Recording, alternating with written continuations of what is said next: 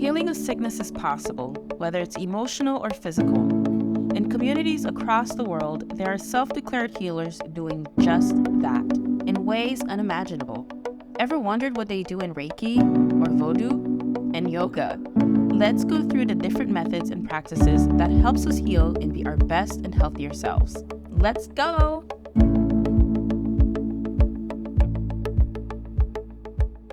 Hi, bonjour, allo.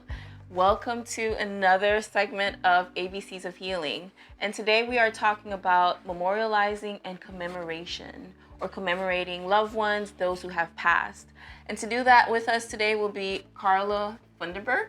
And we are here at her beautiful gallery and space. I wish you can see all of it for yourself. Here at Matters Gallery Studio in Los Angeles. Hi, Karla. Hi, thank you, Laura. Welcome, and thank you so much for doing this and talking about this beautiful project that you started here.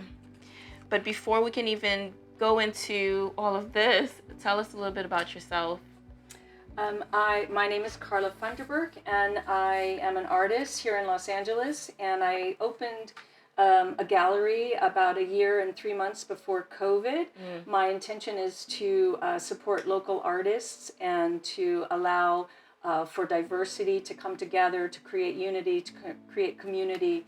And so then we had to close with COVID. Right. And so that was when I started the Memorial Crane Project, because I was feeling the impact, as we all were, of what was happening, not just locally, but globally. Right.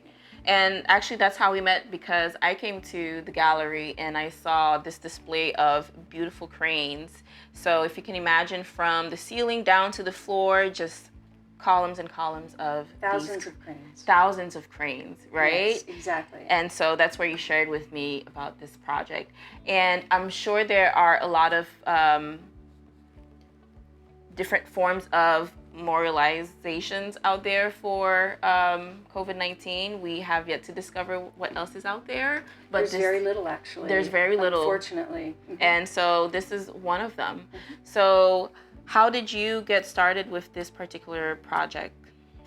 Well, firstly, the crane, the origami crane, and I don't know if I was consciously choosing it particularly when I first started, but here I would drive around because I was considered an essential worker, because I also renovate homes to help support the gallery.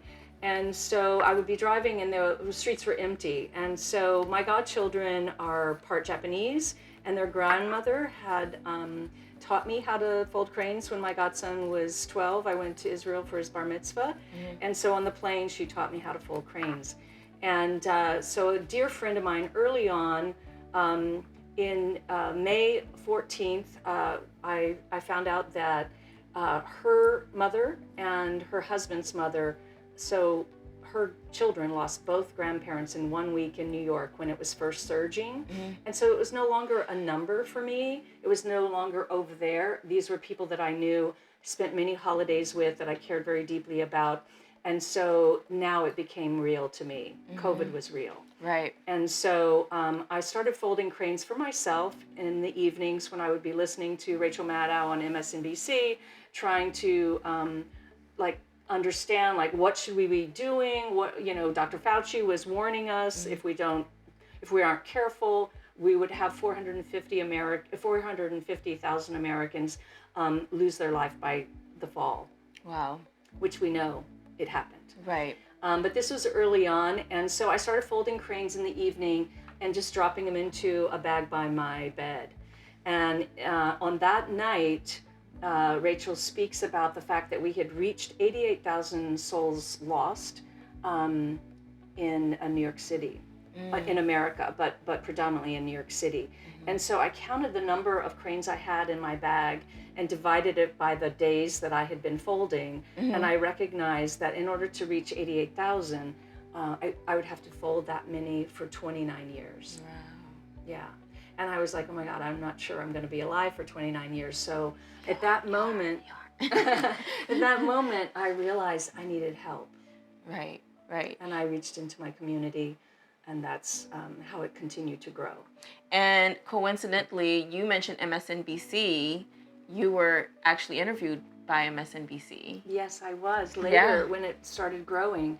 At that time when MSNBC interviewed me, I had an installation in Tarzana. Again, we weren't allowed to have, I had to close the gallery. I had done multiple labyrinths here in my gallery where people would come through one at a time, or maybe if there was a family, then I would allow the whole family in. And when you spoke about commemoration and how it can be healing, one of the things was so beautiful was that I was able to witness when a family would come in or a couple would come in, and then I would ask them, have they lost a loved one? And then I got to watch them as they went through, and they moved from first telling me a story about their loved one, and then also sharing, as they moved through it, they might share a story about that particular person, and then they would walk away. But I got to see their healing process, and when they came out of the labyrinth, how there was so much hope in their eyes, that they had been heard and that they had found a place to hold their loved one with honor. Right, right. And speaking of stories, here we are looking at some of the letters you've received, right? And what I think is quite special that you've done is write down the amount of cranes that's been folded, or the person will write down the amount of cranes that they folded.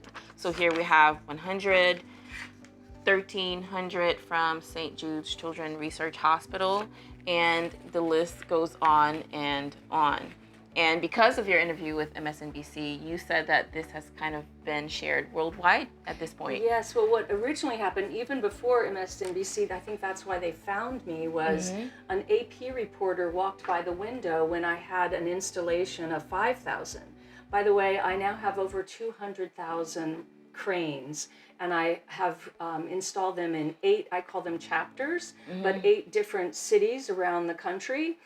Seattle, Boulder, various cities in Los Angeles. Right now there's a installation out in the desert, Palm Desert, of 20,000. Here in the studio I have over 200,000 cranes in these clear boxes that people continue. I got a box of probably 75 on Thursday, just this past week. So what happened is a AP reporter went by my window and said, "What is going on in here?" And I let him in, and he walked through, and he goes, "Oh my God, I have to show this to my producer." And I didn't hear from him for like 3 months, and I thought that they just didn't think it was big enough. But I think also what was happening is so many more lives we lost in those 3 months that they reached back out to me and they said, we want to run the story. So the morning after it ran on the AP, Associated Press was picked up by 380 in that first morning. I got dings, dings, dings that all over the world, from Dubai to Hiroshima, Japan, to all over the world, Brazil, the Orient, Europe, all over, as well as little tiny towns in Alabama. It was amazing how many people then learned about it. And so that's when I started receiving packages in the mail. And I started receiving them in, like, I would bulks. get bulks. So much so, like, you have countless bins of these. And keep in mind, with COVID-19, I mean, this is a pandemic, so the world is feeling it. You are starting out with the community and the impact here, but again, this is a global event. So to me, it's not surprising that you got the response that you did. And as you know, of course, we're talking about how commemorating in whatever form that comes in. Some people wear tattoos, some people put it on t-shirts, some people maybe will start a foundation. All of that is to help with the healing process. For us, we might take it for granted when we see that person with a shirt on, right? But for that person, that tattoo, that shirt, that fundraiser, all of that is to help them through the process. So how has this helped you and impacted you as well? Thank you. That's a beautiful question, because I have a team of volunteers, and actually as it started growing, I did create a 501c3 nonprofit status. And so we, my team and I, we traveled to different cities, and we were on our way to Boulder, and the Super King murders happened as we were packing up. And so when we got there, unbeknownst to that community, we were on the way with the cranes. And when we arrived, someone in that community had commemorated those 10 lives that were shot down in the supermarket with a strand of 100 and the ribbon of those lives lost, a ribbon with their name on it. And when we arrived, they asked us, can we incorporate this community's loss? And even though they hadn't died of COVID specifically, they definitely died because of the impact of COVID, because the young man who walked into that market and started shooting was not on his medication because he couldn't get to the hospital. Wow. And so it was impacting people in many ways. And so when I watched the people walk through that labyrinth we had in Boulder, for example, it was in the Boulder Museum. I was honored with the privilege of watching a move from sorrow to a move of love, and witnessing the love, because love goes into folding each of these cranes. Right. Love goes into stringing each of these cranes. And then when you see them all flying together, you recognize that each of these symbolizing a lost soul. And I don't believe it's not a lost soul, but the soul that has transitioned, that they are flying together. Wow. Right? So you see the power of what unity and love can bring, and people feel it. It's tangible and it's transformative. And so that's what has happened for me, is I get to witness that and know that it's not a theory. It is real. Right. And I get to witness that. And it supports me every day when I feel a little low, or when someone else feels low. You know, you can share it and then lift those around you. And by lifting, by giving, you receive. Right, right. And in addition to that good news, there are still some installations elsewhere, correct? Or we recently did an installation in Leimert Park because there was a foundation called Reimagine. They did an event in Leimert Park here in Los Angeles. And the organization is called Reimagine, and its intention is to create equitable healthcare in underserved communities. And so the focus was memorializing. And so they had heard about the Memorial Crane Project, so they invited us to come and do a very small installation in a cafe there down in Leimert Park called Hot and Cool Cafe, which it was so beautiful to participate in that. And then there was a community event, and it was attended predominantly nationwide by people from all over. I met people coming in from Atlanta, but from Washington, D.C., from Montana. There were so many people, and unbeknownst to me, I didn't even recognize this, but there were a lot of them that were death doulas. Yeah. Helping people go through that process and recognizing that they aren't alone. And I think that was what the Crane Project did for me, was recognizing that my grief, I wasn't alone.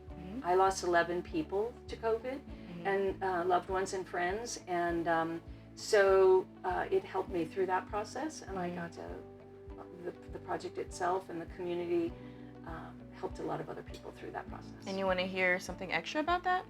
I was there. That day you were there. I ran into your sister, yes. Yeah.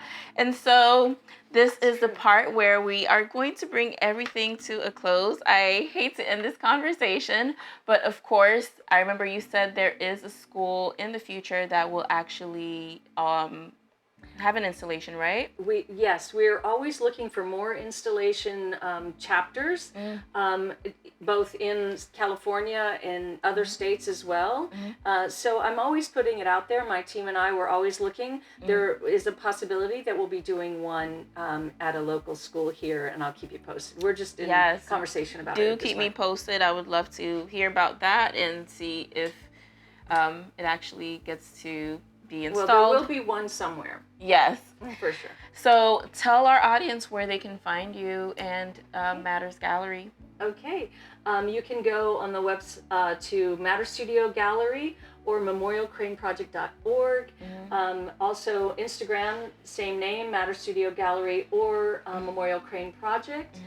Thank you so much for having me and for allowing me to share this project. Of course. And so I will say goodbye, Auf Wiedersehen, and Yasu. Yasu. And before I say Yasu, don't forget to click on the subscribe button and also respond to our daily question in the comment section below. Again, Karla, it was a pleasure having you here. Thank you so much for doing this. And I feel like this is the gift that's going to keep on giving. It's going to keep spreading. And so hopefully you have some more bins. I do have to buy them regularly. I see it coming. I wish they can see the stack that you have over there. This is just one of several. And this is where I tell you au revoir. And for my Creole speakers, nawe. All right. Have a good day. Thank you. Thank you. Bye. So, my favorite, I would say,